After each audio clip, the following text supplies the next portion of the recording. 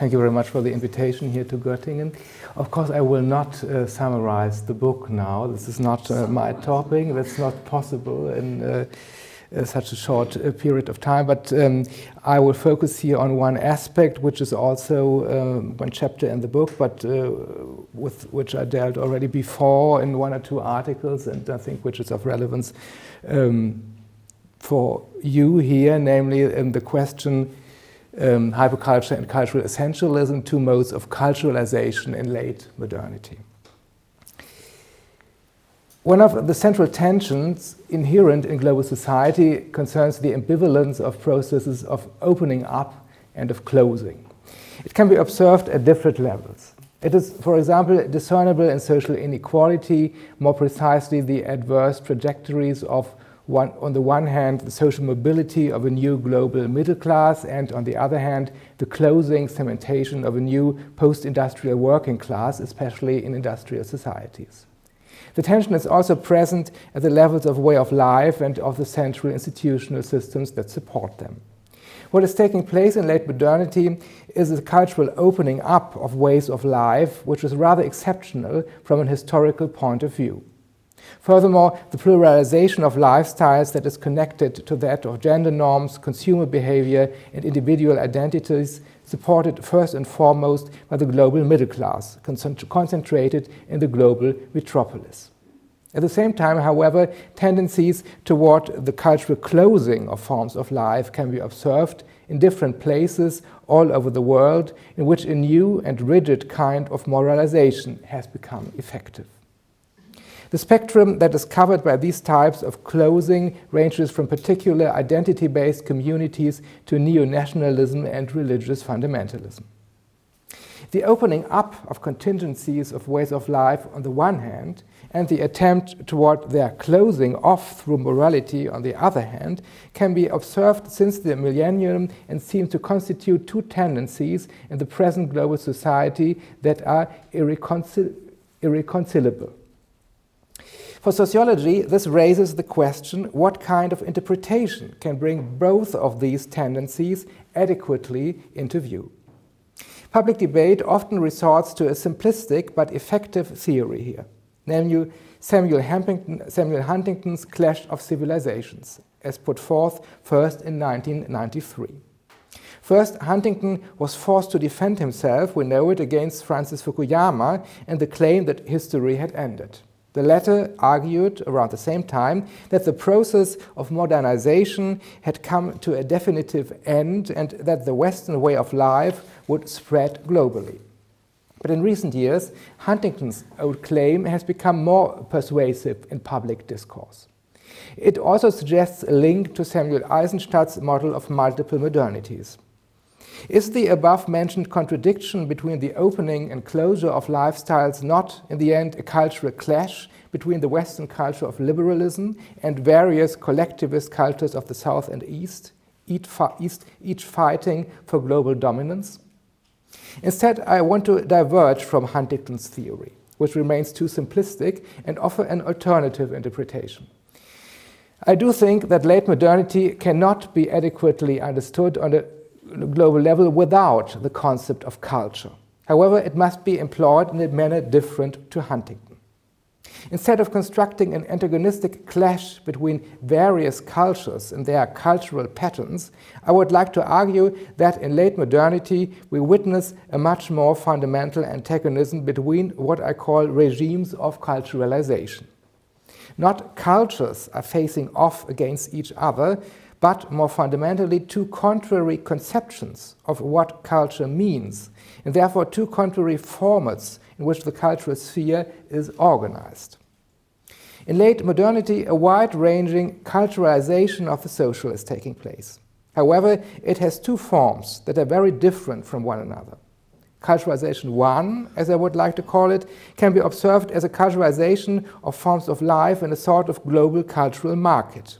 Here, cultural goods compete for the favor of the subjects who are striving for individual self-realization. This is what I will call hyperculture. Culturalization 2 is a different regime. This culturalization aims at collectives and sets them up as communities sharing an identity and a set of morals. It employs a strict inside-outside dualism and follows the model of homogeneous communities created as imagined communities. And this constellation I would call cultural essentialism. Late modernity is marked by a conflict between these two regimes of culturalization that has led to a contradictory constellation of opening and closure.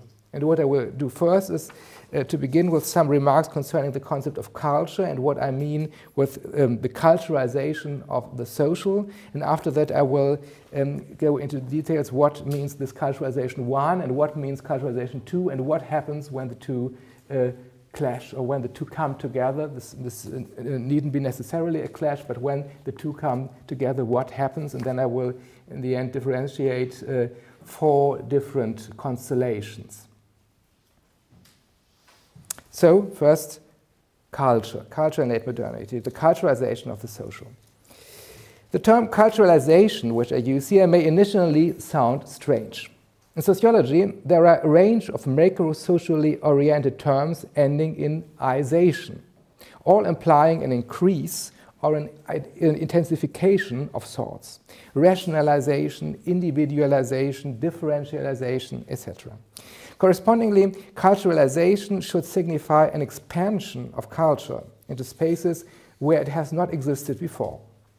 But where exactly could this expansion be found when it is now the consensus that somehow everything is culture and thus the social practice and its every object and subject have only become what they are within the framework of specific contexts of meanings and systems of knowledge?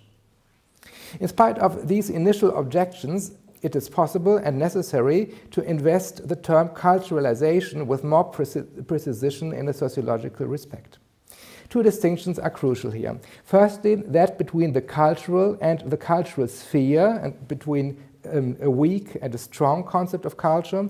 And secondly, the opposition between rationalization and culturalization. The distinction between the cultural and the cultural sphere marks a difference between culture in a weak and general sense and culture in a strong and specific sense. And by the cultural in the weak sense, I mean the totality of all collective systems of knowledge that are processed in social practices and that help categorize and interpret the world. By culture in the strong or specific sense, I'm referring to the sphere of all that with which a social context invests with value, intrinsic inherent value, that is as opposed to derivative value as in a use or a function.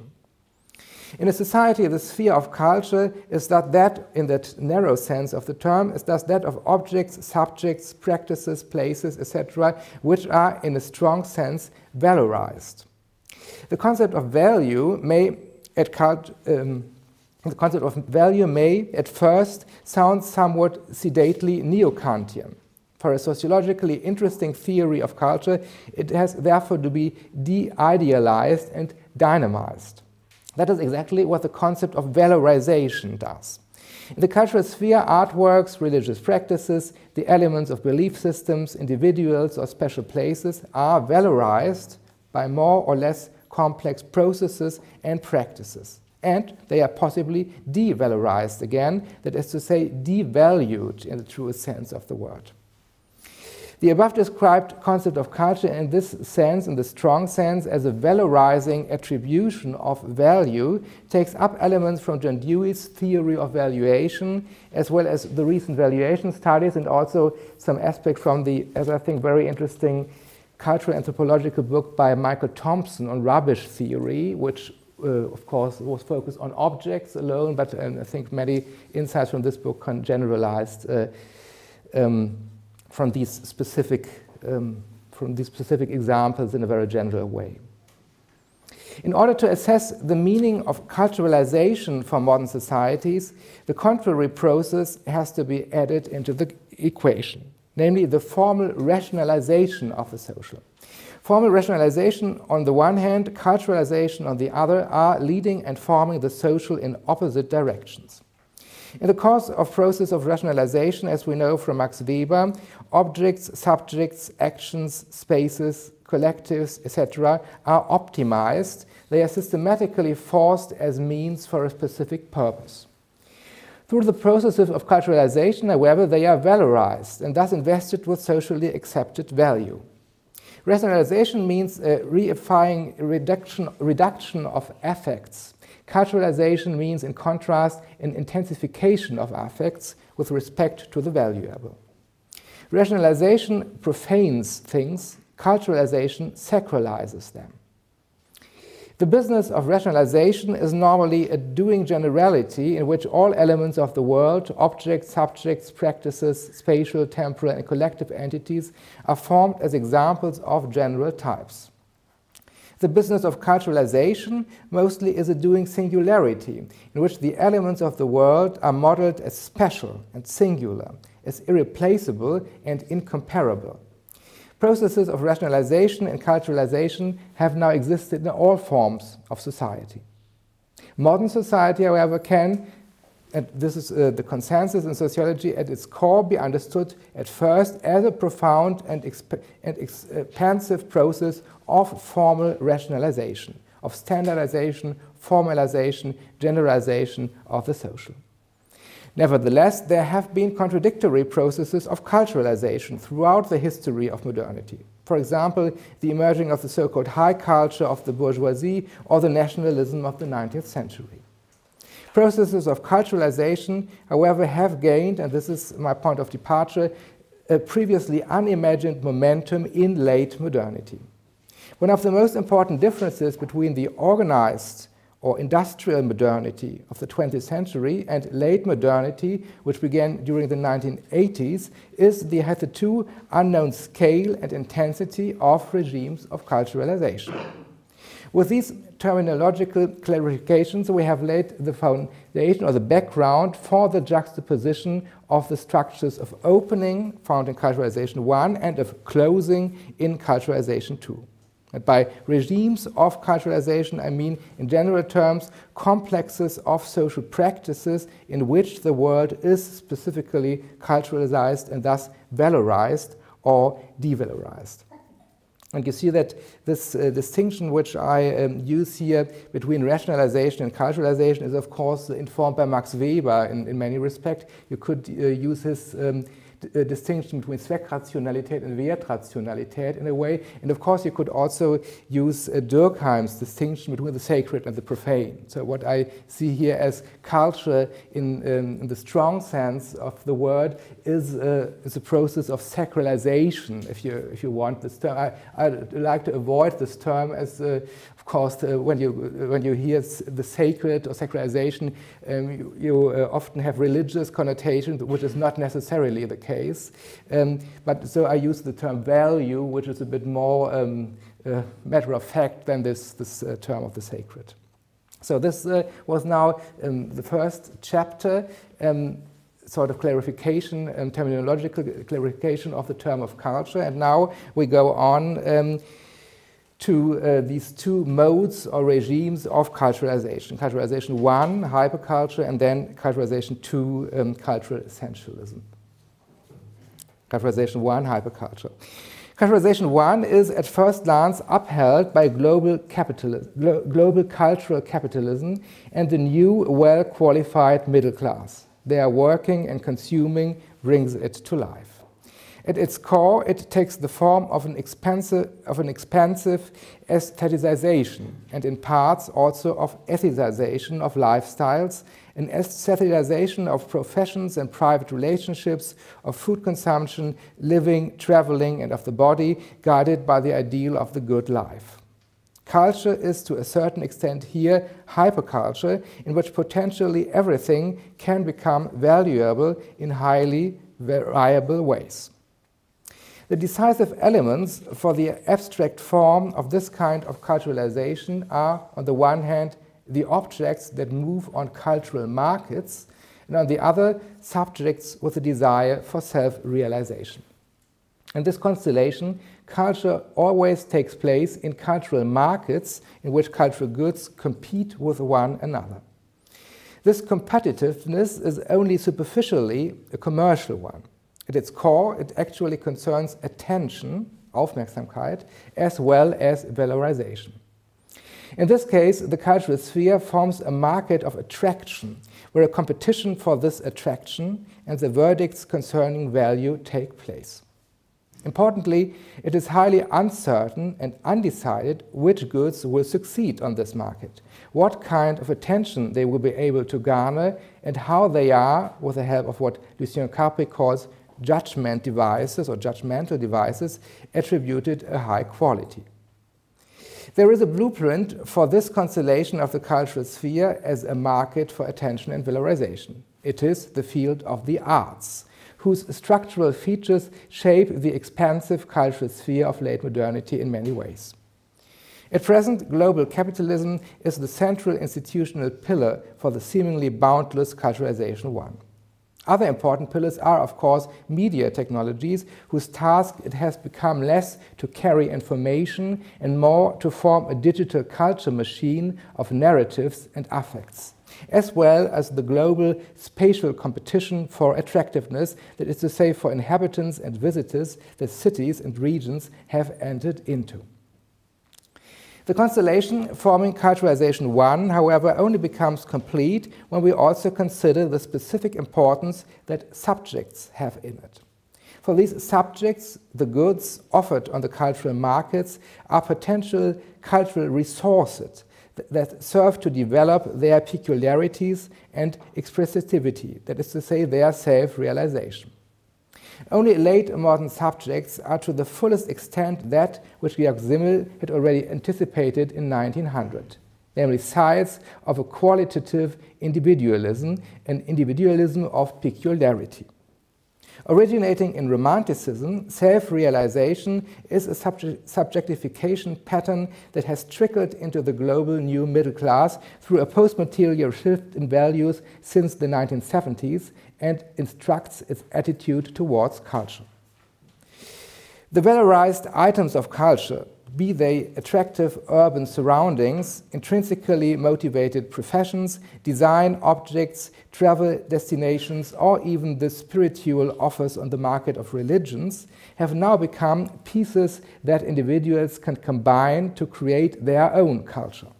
Therefore, in hyperculture, cultural goods are characterized by combinability and hybridization. Diversity and cosmopolitanism have become semantic nodal points of this culturalization one. It is indeed well up on diversity, since cultural goods initially do not form a hierarchy but are in principle equal. In this context, diversity always has positive connotations because it promises to expand and enrich the sphere of cultural resources. And it is, in the same sense, cosmopolitan too, as both the cultural sphere and the individuals are indifferent towards the origin of cultural goods. What matters is not of what regional, national, or continental, contemporary or historical, high cultural or pop cultural origin they are, but they can serve, that they can serve the self-realization of the subject. They all seem, therefore, to be equally valorizable. It is discernible here how culturalization 1, the culture of diversity, markets, and self-realization, causes a social opening in the general sense of opening up to contingency.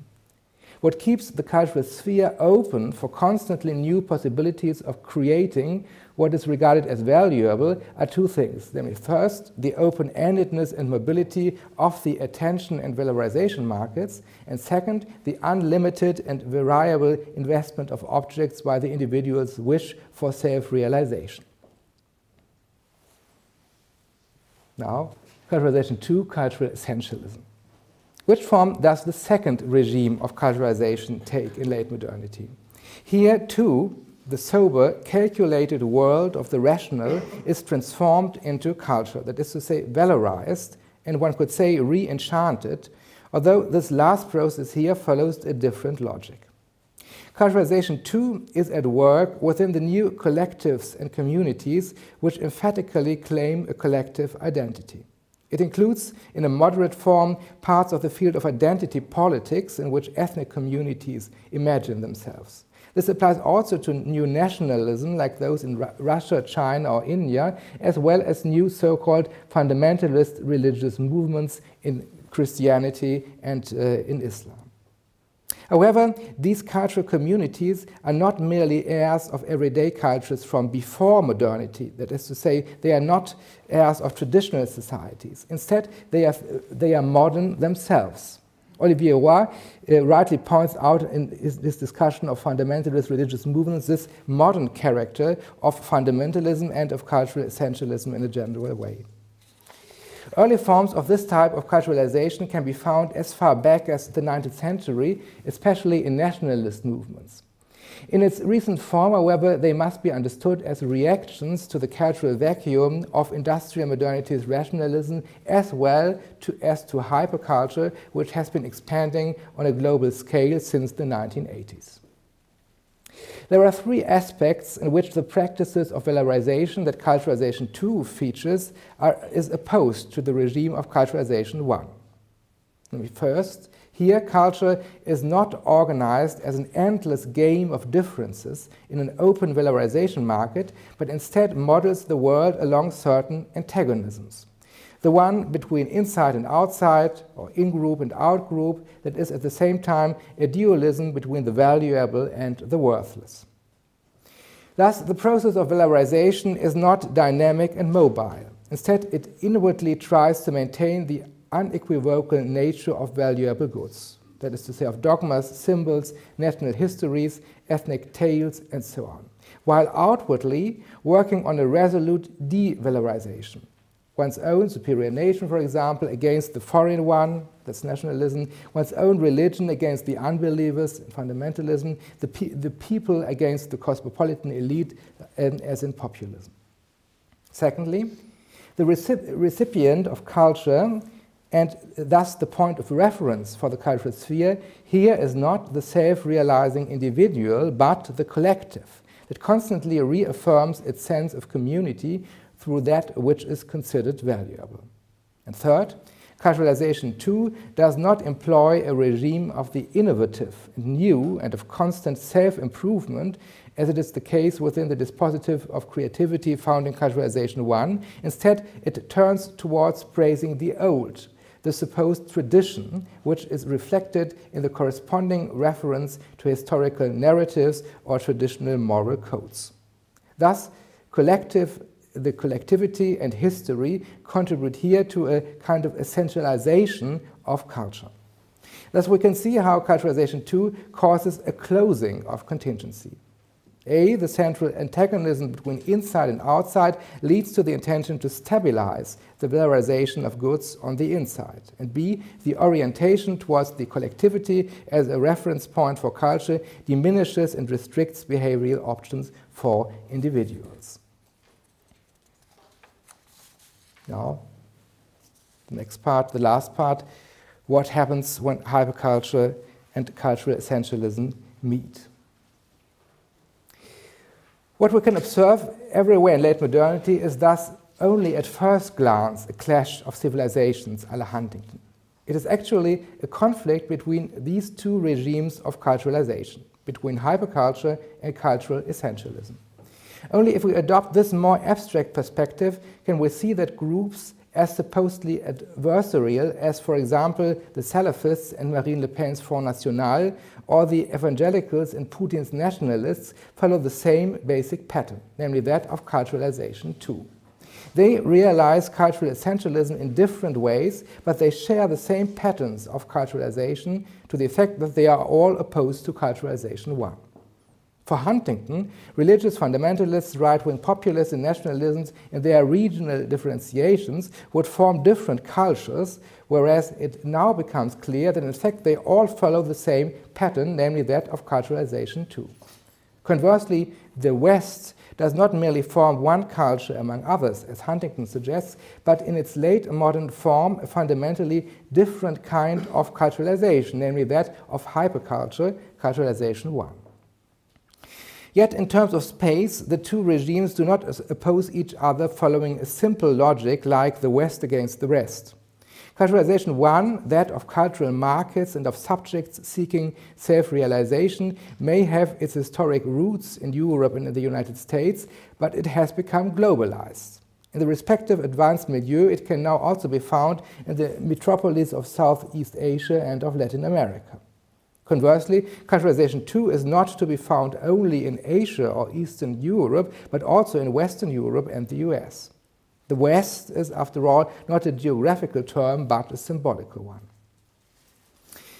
How can we understand the relation between these two regimes of culturalization? What happens when hyperculture meets cultural essentialism? It is this encounter which takes place in late modernity, and explosively so. My thesis is that many recent global conflicts can be deciphered as struggles between these two regimes of culturalization. Both regimes, hyperculture as well as cultural essentialism, these struggles allow two options for dealing with the respective other side. Namely, a strategy of coexistence through approximation, that's the first possibility, and B, a strategy of rejection as pronounced adversary. Rendered in a cross table, we thus get a total of 4 strategies, for each of which empirical examples can be found. Approximation means, in this context, the phenomena of the other cultural regime are integrated into the own mind frame and thereby made manageable in terms of coexistence. Adversarial rejection means the fundamental otherness of the respective other is recognized and the relationship dramatized in a friend-foe pattern. The first option is the market and self-realization culture can try to integrate the culture of the identitarians into its own frame. That means identitarian communities are in a way perceived as options within the game of self-realization that have to be respected, or even regarded as enrichment. This was the perspective adopted by the Western multiculturalism of the 1980s. This multiculturalism regarded fundamentalist religious groups, for example, not as a radically different cultural essentialism, but as another welcome phenomenon of cultural diversity, which individuals have supposedly chosen for themselves. A comparable attitude of critical acceptance also exists within culturalization 2's perspective of culturalization 1. It means that communities built through cultural identity view the hyperculture of the market and of self-realization not as an abstract regime, but merely as a particular property of another identity-based community.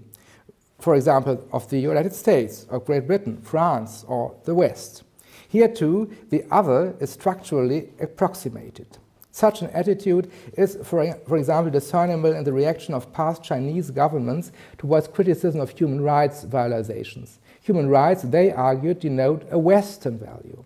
It is not disputed that the West holds these values. They can, however, only become effective within the West, which is perceived as a particular identity-based community for itself. And we could call this political Kulturkreis theory.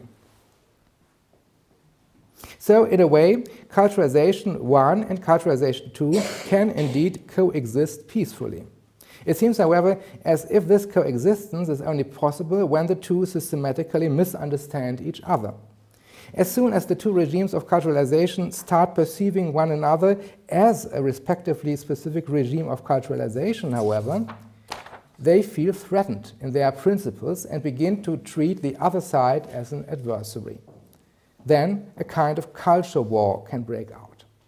Thus we reach the third and fourth mode of relation. When hyperculture views the culture of the identitarians and cultural essentialism, it switches gear to a fight between the open society and its enemies. Cultural essentialism is perceived now as totalitarian insofar as it tries to eliminate the pluralistic